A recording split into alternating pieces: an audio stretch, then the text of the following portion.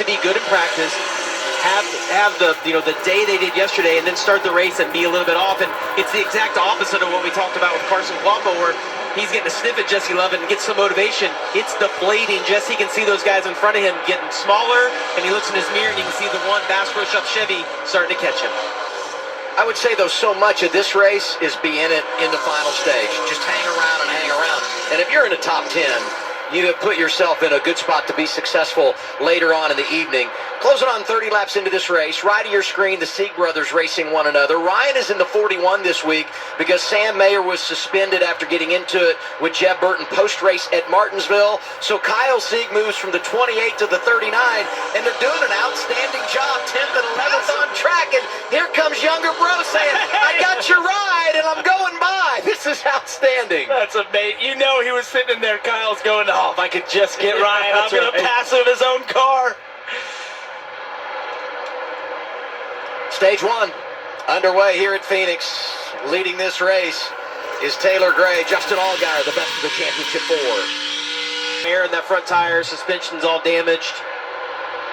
I want you to take a look at our bumper, who's highlighted in purple, the Champ 4, and highlight the one of Carson Quapple, who qualified 14th, and he admitted, man, I was so disappointed in my lap, but look what he's doing.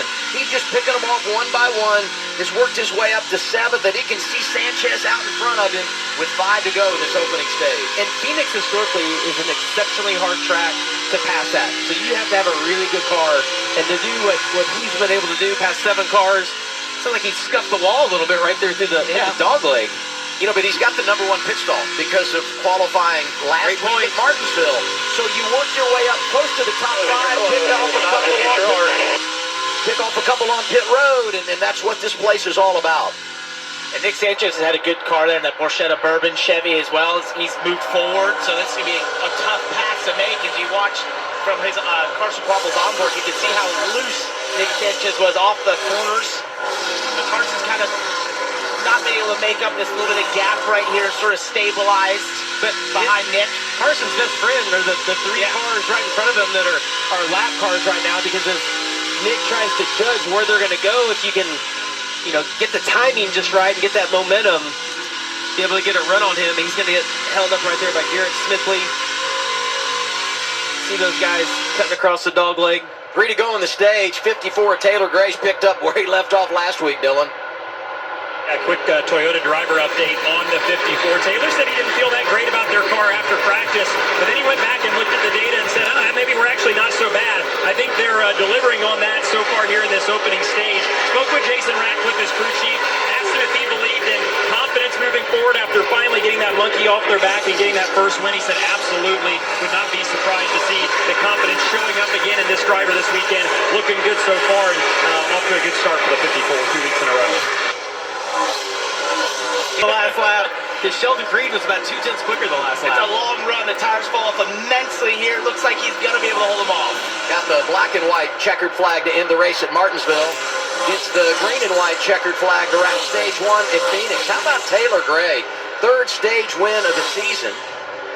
New car, Jesse Love. Ultimately, what they settled on for adjustments was just to help Jesse with his front turn and help his forward drive. That's exactly what they said their advantage was earlier in the weekend. They'll make a chassis adjustment. Justin Allgaier reported he was tight center and lost sight bite as they ran. Kim? You see Connor Zilic, bottom of your screen. He said a little snug, tight center, exit of 2. Feels like my right rear is hot. Asked for an air pressure and chassis adjustment. Top of your screen, Carson Quapple said, so little money, tighten it up, but not too much. Balance is coming around. I don't want too much change. And it's close to perfect. Just a slight air pressure adjustment for the 1. Race off Progressive Pit Road. We talk about the advantage of the #1 pit stall. Quapple does not get it done there. They fall way back. Zilic comes off second at +2. Creed and Allgaier each lose 1. Disappointment. Opening stop of the night for Carson Quapple will reset his running position and the rest of the championship 4 as we set up for stage 2 next from Phoenix on CW. Cars on the lead lap as we begin our second stage. 2 rookies on the front row. Controlling from the outside lane is Taylor Gray. Big gap between once you got past the front 4. Zilic down low, top playoff guy. Wow. Right behind him was Justin Allgaier, and there goes the 88 Taylor Gray has Junior Motorsports all over him right there. The 88 really drove in there deep, kind of stopped through the middle and slowed down any pass that Taylor Gray was going to have on the outside. Are we going to make it 3 wide here? Why not? Look at Custer Sheldon. double zero. Custer. I'm talking about Sheldon Creed, the double zero, going outside and down low to 7 of Allgaier. What a battle here. It's incredible that they're running side by side. The two front cars aren't getting away. Those guys are still maintaining good paces. The 19 says, I'll make it 3 wide on the inside. And Almirola had faded late in stage 1, but the 19, good pit stop there, right back in it. Justin stayed committed to this bottom here. That should prevail as he tries to get by Brandon Jones.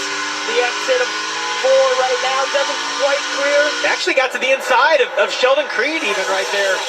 You got to appreciate the 88 pit crew, though, doing a great job. And then Connor doing an awesome job on that restart to get out front.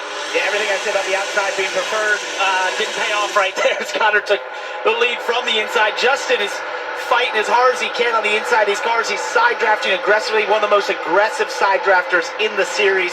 You'll see it here once again, most likely, if he can get to that left for core pedal. Oh, clocked right ahead. I think Brandon cut him a break right there. It was so close.